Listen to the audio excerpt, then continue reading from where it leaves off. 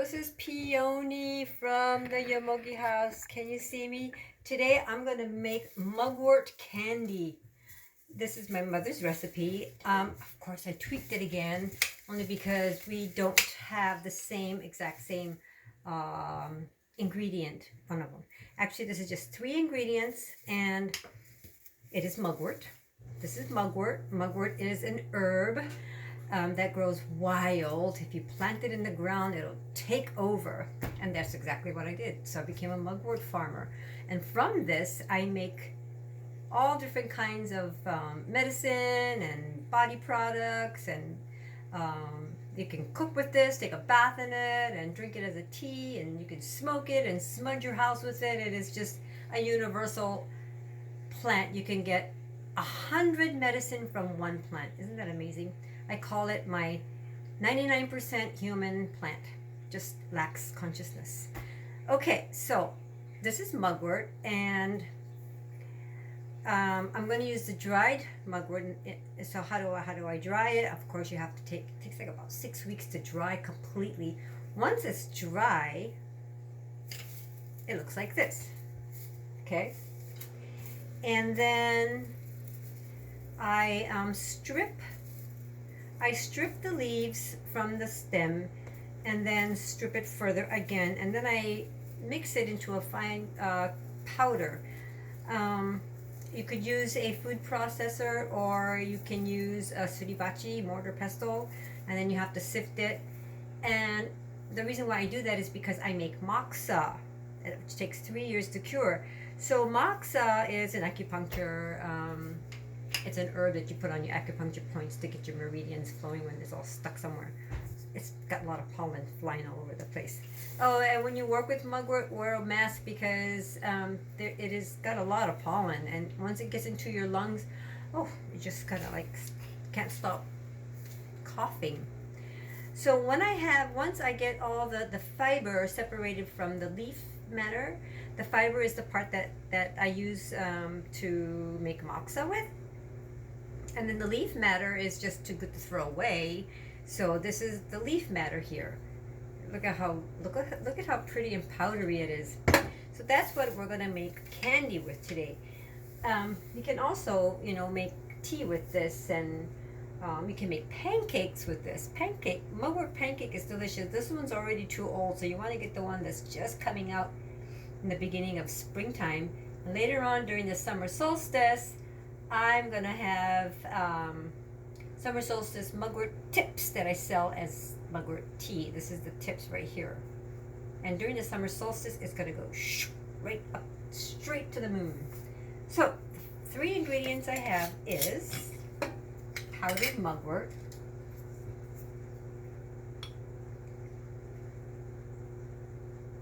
and look at that. And this is roasted soybean flour that I bought. And the third item is brown rice syrup. Brown rice syrup, and this is all gluten-free. So brown rice syrup is made from brown rice, and long ago, I don't know what they used as a sweetener, but that's what we're using today. Okay, so we turn on this little pan, and we're not going to make a lot, because if you make a lot, you are not going to be able to stop eating this. And mugwort is a bit sedative. So that looks like enough. Mugwort is sedative, so if you eat a lot of this, you'll find yourself a bit sleepy. But then again, it's got the sweetener in it, so.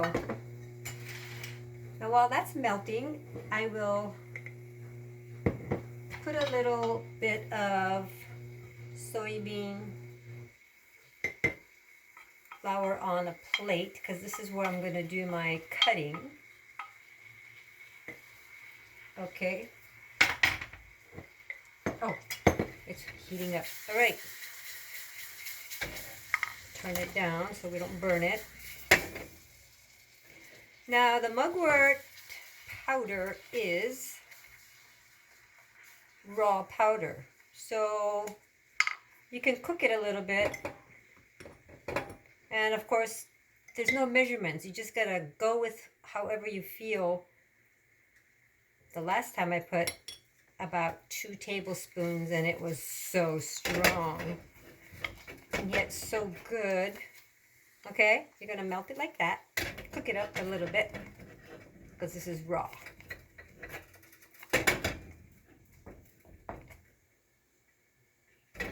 Okay, like that.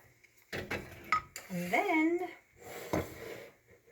add the soybean flour to this. Look at how beautiful this is. Oh, I bet this would even taste good just like this in tea.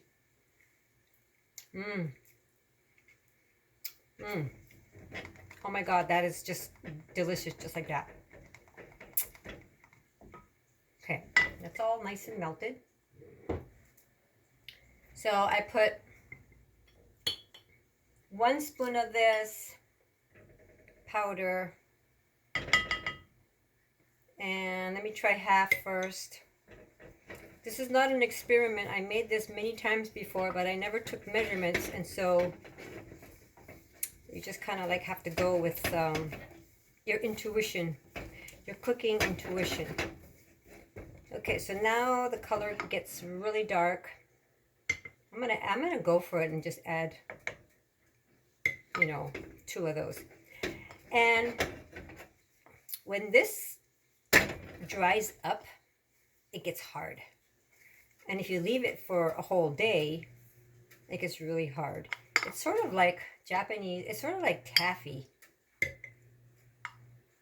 So the more soybean flour you put in here, the drier it'll get. And this is called kinako powder. So as you can tell, I'm just kind of like going for it. And I think I should stop right there.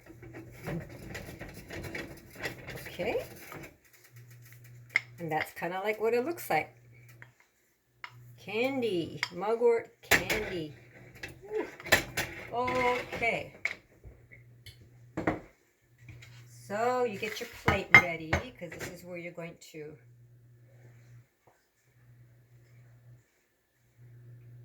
plop it on there.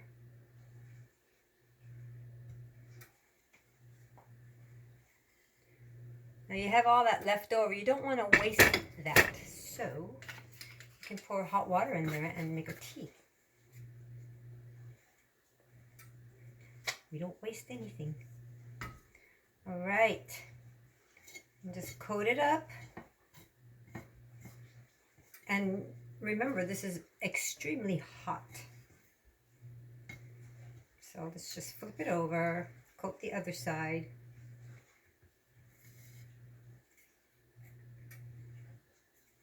Flatten it down. When it's cool enough to handle, then you can touch it. Now, my mother called this twisted ribbon candy because it was shaped like a ribbon, which I've tried many times to make it look like a ribbon. It was twisted, so you probably have to like do the taffy thing, you know, twist it like this, and that just takes too much time. Okay, look at that. All right, so here we have the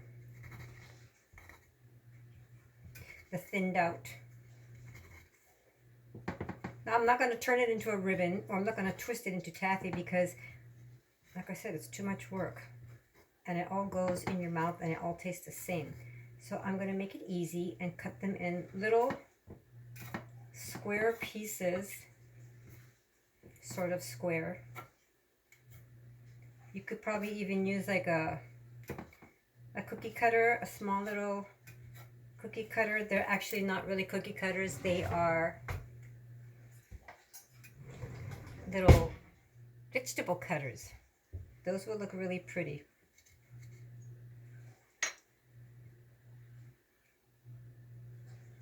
See? Little shapes of cherry blossom.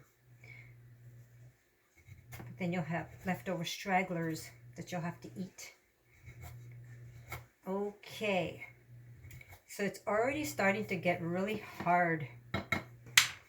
And let's just coat it all up like this.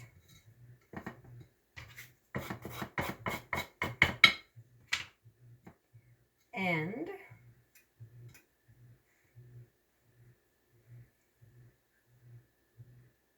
you see it bending as I hold it.